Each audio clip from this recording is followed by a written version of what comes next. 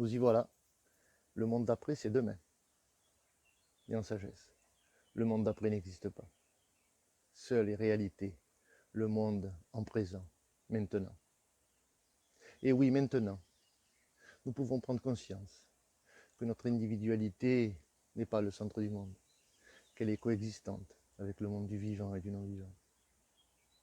Oui, maintenant, nous pouvons prendre conscience de la fragilité, de la finitude de notre état humain, de la situer dans le cycle d'existence, la comprendre et vivre en joie. Oui, maintenant, nous pouvons vaincre nos peurs, toutes nos peurs, de nous-mêmes, de l'autre, du monde. Vaincre ces peurs, non pas par l'épée, mais par la compréhension. Oui, maintenant, nous pouvons transgresser les lois de cette société matérialiste à l'extrême et nous orienter vers une perspective en sagesse, en harmonie, en spiritualité, où notre cœur est accordé à notre intime, à l'autre et au monde dans lequel nous évoluons.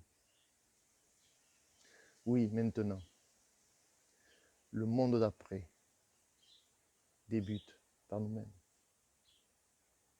Le jeu n'est pas le but de notre existence. Il est à l'image de notre société actuelle, figée, fermée, cadenassée par ses possessions et ses passions.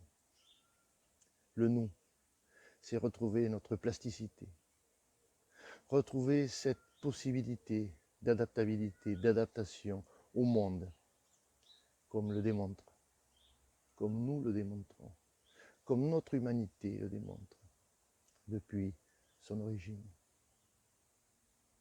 Le nous, c'est la sublimation de chaque être humain, la sublimation de toute l'humanité et la sublimation du monde dans lequel nous vivons. La sagesse soutient la dignité de chaque être humain, elle soutient la dignité de toute l'humanité et défend la dignité des plus faibles.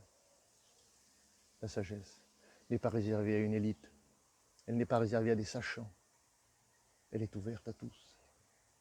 Chacun possède en son cœur un grain, une parcelle, une possibilité d'être en harmonie, de vivre ce présent en harmonie.